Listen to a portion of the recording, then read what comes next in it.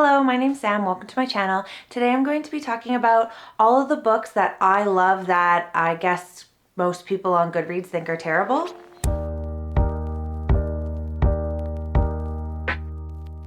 I do tend to love lowly rated books. I feel like a lot of my favorites hit that sweet spot of like a 3.5 on Goodreads, especially because a lot of the books that I tend to gravitate towards are, I would say, not straightforward books, like straightforward narratives or plots. They usually have like something weird about them, or they're like maybe a different type of writing style, like not for your average reader. So in this video, I wanted to talk about my favorite books that have below a 3.6 average rating on Goodreads and why I think you might like them despite that, and try to find their right audience, like the people who might like them despite the low rating. And I'm gonna go from highest of the lowly rated to lowest of the lowly rated. So first I have Early Morning Riser by Katherine Heiny, and this has a 3.58. This is following a big cast of characters who live in this town, and it's really just their mundane lives and the things that happen that bring them together. And it's about Jane, who falls for Duncan, who is kind of like the town playboy, and then Duncan has an ex-wife, Aggie, who has like a weird eccentric husband, Gary. It's also about Jimmy Jellicoe, who works for Duncan, and Jimmy's mom and Jane's mom, and it's just everyone's interconnected lives. And the reasons I'm seeing for people not liking this is mainly the characters. They say everyone is a caricature, the characters are like cartoon characters, everyone is unlikable, and that is true. The characters are ridiculous. Like Jane's mom, ridiculous. Aggie, ridiculous. Gary, what is up with Gary? Jimmy's great. Every character in this book is a little bit kooky, acts like how people probably wouldn't act, reacts to situations how people probably wouldn't react to situations. Everyone has their quirk. They do feel like characters, but I did really enjoy that. Another criticism was that it was like a slower pace. So I'd say read this book if you like slower based character stories and don't mind that those characters are weird and unlikable. I'd also say read this book if you like found family. I felt like this book had such a unique twist on found family because it wasn't like in some other books that I've read where it's like a heartwarming found family story. This I would call reluctant found family. Like none of these people liked the fact that they all had to like be so involved in each other's lives, but they really needed that. Like they needed to be involved in each other's lives and they needed each other, but they like slightly hated it. As for comparisons, I'd say if you like the type of characters that are in Everyone in This Room Will Someday Be Dead, Nothing to See Here, The Husbands, Less, Big Swiss, that kind of character that's like kind of messy but kind of lazy, like just kind of coasting through life. I'd say like not an active participant in their own life. They're just kind of like taking what's being thrown on them and they're just like kind of whatever. All of those characters feel similar to me as the characters in Early Morning Riser. I'd also say if you like the type of writing style and storytelling style as Sally Rooney, especially in Normal People and Conversations with Friends, like where nothing is really happening, like low plot, then I think you could like this. Next, I have The Book of the Most Precious Substance by Sarah Gran. This has a 3.57. This is about Lily, who is a book dealer, and she hears about this book of sex magic. And rumor has it, if you find this book and you do the acts in the book, you will get your wishes granted. And her motivations is that her husband is sick. So she wants to find this book and make him better. So Lily and Lucas, who is I think another book dealer or a customer, go searching for this book. And the criticisms that I see about this book are that it's repetitive, that it was slow, that it dragged, that Lily just talked about the same thing over and over again.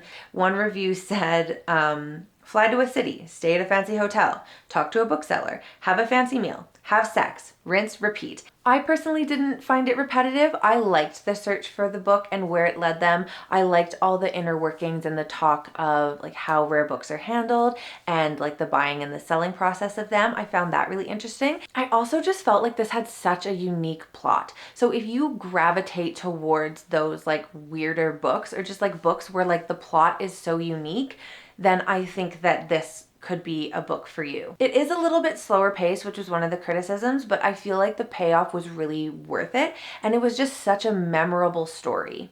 The books that I have comp to this one are all similar in the sense that like the story is kind of weird, or like the plots of these books are weird, but the writing and like the atmosphere just seems really like beautiful and lyrical. And those are books like Bunny, Our Wives Under the Sea, A Dowry of Blood, Any Man, Watch Over Me, My Year of Rest and Relaxation, and specifically just the weirdness of the stories in Out There by Kate Folk. So I'd say if you liked any of those books, you like a memorable plot, you don't mind a slow pace with a good payoff, then I think you could like The Book of the Most Precious Substance. Okay, the angle might have changed a bit because I had to just delete some stuff off of my memory card, and the lighting might have changed because I might have, had a little bit of a cry on the couch while I was at it. Anyways, what was I saying? I also feel like if you liked the book aspect of Yellowface by R.F. Kuang, then you might like this one as well. Bit of a difference because that one is more about like the publishing side, whereas this is like buying and selling rare books. But still, I feel like if you found like the book part of it interesting, you might find the book part of it interesting in here. Next, I have one of my all-time favorite books from last year with a 3.52 on Goodreads, and that is The Husbands by Holly Gramazio. This is about Lauren, who comes home one day and there is a man in her house that she doesn't know. He says he's her husband. There's pictures of the wall of their wedding that seem to confirm this. Everything in her phone seems to confirm this, that he is her husband, that she is married. So she thinks that she has just forgotten a huge part of her life. And then he goes up in the attic and a new husband comes down. And then that guy goes up and a new husband comes down. And then she soon realizes that she is just in this parallel universe time loop where every time a man goes into the attic, a new one will come down and he is her husband for however long she keeps him. And everyone is so united in their criticism of this, being that it is repetitive and has no point. And it is repetitive and it doesn't have a point. But that is what I loved about it. So she goes through husband after husband after husband after husband after husband, like hundreds and hundreds and hundreds and hundreds. And sometimes she rapid fire sends them up, and sometimes she spends more time with them. Sometimes she has a really hard time getting them to go back up into the attic, and she has to act a little insane. And I found this book so incredibly funny, and I loved that it didn't have a point. Like, to me, that was the point of it. And again, I'm going back to, okay, I'm kind of jumping around a little bit to like the books that I think you'll like if you like this, and similar characters to what I said about Early Morning Riser. If you like the characters of, again, like these books, Big Swiss, Less, Nothing to See Here, if you've read Early Morning Riser and don't mind those characters, Everyone in This Room Will Someday Be Dead, those characters that are like, they're not an active participant in their life. They're just letting things happen to them. Like, she could try to fix this situation. I'm sitting on a beanbag chair if it's messy. Sorry, there's some books that I feel like I can just like go, and this is one of them. Whereas other books I have to really like compose my thoughts. I could talk about this book forever. I found it so fascinating. No, it doesn't have a point, but I felt like there was so much to think about with this book. Like, specifically, the things that we do in relationships when we're comfortable in relationships, that if someone dropped you into a relationship and you were like 4 years into this relationship, you would think that this person that you were with was like so undesirable. Like, they would have like things that they do, quirks that they do that like maybe would be deal breakers to someone who hasn't spent 4 years building up that relationship with that person, that doesn't have all of these memories and fond things about this person and like inside jokes to draw on. So she just gets dropped in the middle of these relationships. Maybe they have been together for 10 years, maybe 5 years, but in some form of her life, she has married this person. But she is just plopped into the relationship. So she doesn't have all that stuff to draw on. And I just found that so fascinating. Like, you think about, say, a partner that you're with right now, your spouse, or just like a long-term partner. Like, all of the things that they do like there's so many things that like your partner probably does that would be a deal breaker if like you were just starting out a relationship, but you're not. And I just found this book so fascinating just to think about all those things, and also just so funny because the things that she sorry, I'm getting excited. The things that she sends them up for is just so funny to me. Like a guy comes down, nah, he's too tall. One guy comes down and she's naked and she's like, why are you naked? Go back up there. Sometimes they chew too loudly, or like they make a pasta sauce and she doesn't like it.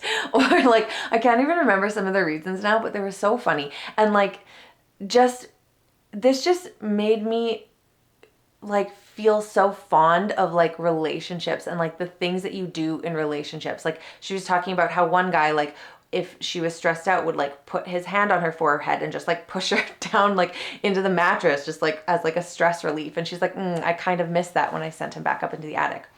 Anyways, my ramble is done. Repetitive, no point, but that is what makes me love this book so much. Other comparisons. This reminded me so much of Palm Springs, the movie with Andy Samberg. Like she is in this time loop situation, but she just couldn't care less. Like she's like, I'm not going to make any effort to fix this. This is just my life. And so she reminded me of Andy Samberg's character in Palm Springs. I'd also say if you wanted like a less serious version of The Midnight Library by Matt Haig, and I think that's another reason why maybe this got such a low rating, is because people were expecting more of like a serious story with takeaways, but they got like a silly story with like a lazy, kind of messy main character who makes some questionable decisions and is overall just like kind of apathetic to her situation. But yeah, if you liked any of the things that I mentioned and you go into this knowing that there's no point, knowing that it is repetitive, but it's also like funny, and I just felt like there was so much interesting things to think about with this book, and oh my gosh, it makes me want to reread it so much. I just thought of another comparison as well. I just read How to Become the Dark Lord and Die Trying by Django Wexler, and this main character kind of reminded me of Davi, the main character in that book. She is in a time loop situation as well, and she kind of also has this like apathetic view to her situation, and so those characters kind of reminded me, although this obviously is like a contemporary setting and that is a fantasy setting.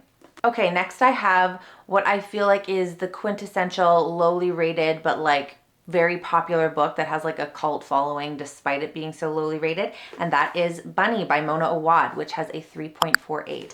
And this is following Samantha, who is a creative writing student in New England, and she is kind of obsessed slash kind of hates this group of girls that call each other Bunny. And it slowly goes into this like collective we narration where like the character's like slowly losing her mind, and these girls have this smut salon and they do bizarre shit. I need to reread this because while I was reading reviews, I realized that I remember almost nothing about the plot of this book. I remember the smut salon, and I remember being really confused at the end. And I know that that probably doesn't sell it. But yeah, the criticisms are that it was too obscure, that it made no sense, that it tried to do like too many things. And overall, just like what? Just what? Again, I'm probably not selling it. But the reasons why you might like Bunny is if you like a nonsensical plot, you like that kind of spiral into madness, you like finishing a book and going, did that happen? Is this real? What is real? Who knows? But the writing in here is very descriptive, and it does kind of feel like a fever dream. It's very much what the fuck did I just read, but in the best way possible.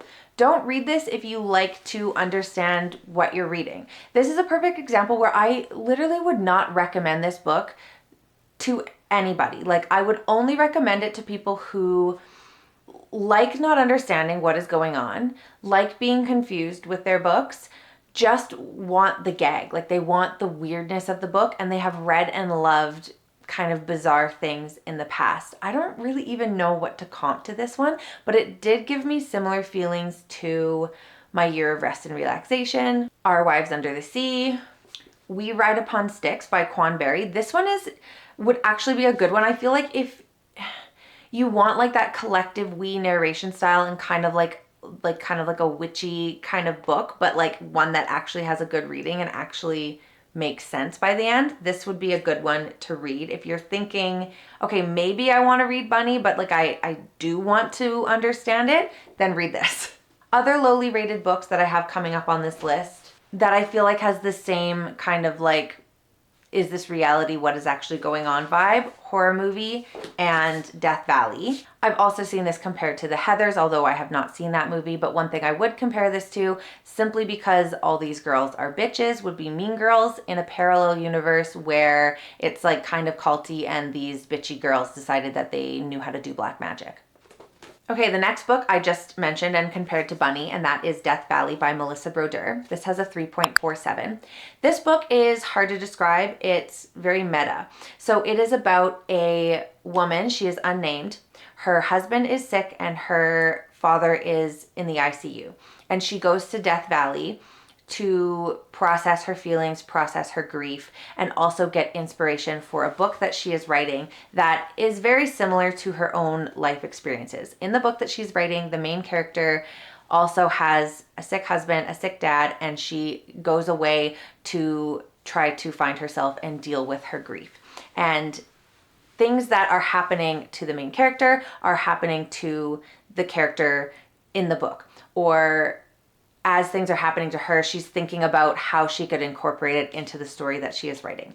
So basically the main character, like the real life main character in the book, not her book, but this book, goes to Death Valley, and on a walk, she finds a cactus and it has a big gash in it. She goes into the cactus and then the story unfolds from there. Okay, I'm getting distracted by my light.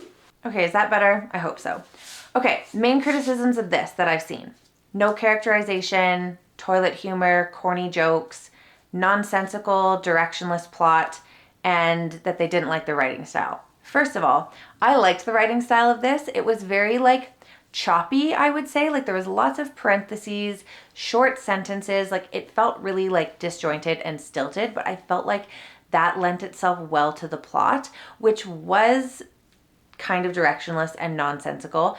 But I really liked the meta-ness of the book. Like I've only read a couple books, probably actually only one, that kind of had that like meta aspect of it, where like the things that are happening in the book are also happening like in a different sense, like in here, like in the book that she's writing. A book that I would compare this to is Brat by Gabriel Smith, which also has a really low rating, but I didn't include in this one because I didn't love it as much as I love some of the others on this list.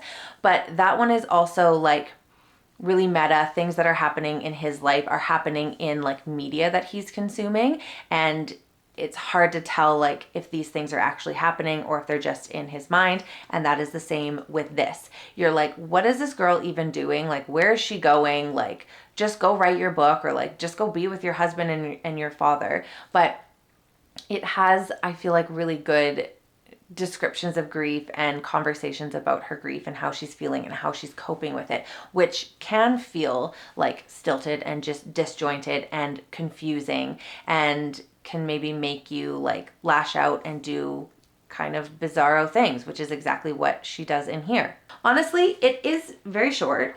It didn't take me very long to get through, and I thought it was funny. I feel like it had a similar writing style to We Spread by Ian Reid, and I'm going to compare it to things that I've already talked about. Horror Movie, The Husbands, Big Swiss. Nonsensical plot, characters that, what are they doing? Okay, switching tone to a couple thrillers. The first one I have is Midnight is the Darkest Hour by Ashley Winstead. This has a 3.43. This is following Ruth, who is the pastor's daughter in this small town of Bottom Springs, Louisiana, and her best friend is like the son of the town drunk. So he must be the bad guy because he's like the only one that doesn't go to church. Meanwhile, like all of the righteous men are the ones doing all the shitty things in the town. And the criticisms for this one was that the writing was cringy and that it was too slow paced and didn't feel like a thriller. And I agree. I feel like a lot of the books on this list can be under the category of like people went into them expecting maybe something different from what they were. So this isn't really a thriller. It's kind of like a really slow-paced mystery. So the book kicks off with the town or the sheriff finding a skull in the swamp, and then Ruth going to Everett and saying like, oh, like they found it, like we're gonna get found out. And then you find out like what happened leading up to that with Ruth and Everett. And as the book goes on, you kind of find out more and more things about like Ruth and Everett's friendship and about it being cringy. I also have to agree with that, but I loved the book despite that. Like Ruth just really badly wants Everett to be a vampire. There's lots of mention of Twilight. There's like the book felt like so many things while also feeling so unique. Like the book felt like Bonnie and Clyde, like Thelma and Louise, like Twilight, but it was also just like a very unique story. I would say go into this book expecting a very slow-paced kind of suspenseful mystery until like the last 90% where you just get a shit ton of action where like it ramps up and then doesn't die down. Like it goes off the rails and then it stays off the rails. And that really like sucked me into the book. Like I was so enamored by like where the plot was going and like how it spiraled and like where it went at the end. So yeah, like I already said, it felt like Bonnie and Clyde, Thelma and Louise, Twilight. Also, if you liked how in Yellowface and Erotic Stories for Punjabi Widows, how it was kind of like a slower story, but then the action picked up at the end, that happens in this book as well. Also, I would say if you liked the next book I'm about to talk about, which is The Writing Retreat by Julia Bartz, if you liked that, I think that you would also like Midnight is the Darkest Hour. Okay, I already mentioned the next book, and that is The Writing Retreat by Julia Bartz. This has a 3.42, and it is following Alex, who gets invited on this writing retreat with this reclusive author named Rosavello, who is this horror author, and her ex-best friend is also going to be on this writing retreat, and there's 5 girls in total, and they're supposed to write with Rosavello, and then one of them, I think, is supposed to win at the end or get their book published with her, something like that. But that is not what happened. Shit hits the fan. So it's like an isolated thriller. I think my battery is gonna die. BRB. Okay, this video is cursed. First my memory card died and then my battery died. I needed to remake myself a coffee to salvage my mood. What was I even saying? Okay, I feel like the main criticisms for The Writing Retreat are similar to Midnight is the Darkest Hour, which is why I also feel like if you liked one, you will like the other. And the main criticisms I see are that it's too slow and then it's too fast, which is definitely true. It's a really slow-paced book for like the first, like probably like 60%, and then it really picks up. And it does feel like everything is just kind of like thrown in there. It's really unpredictable, like fast-paced plot, like so much stuff is thrown in there. And I feel like it's like one twist after the other or one reveal after the other. And I liked that. It felt like it was like a good payoff for like all that buildup. Another criticism I saw was that all the characters were like really angsty, which I also feel like is true. You have Alex and Ren's friendship, and they were best friends, and then something happened between them, and then they just spend this whole writing retreat kind of like hating each other, like trying to like low-key like savage the other one's time there.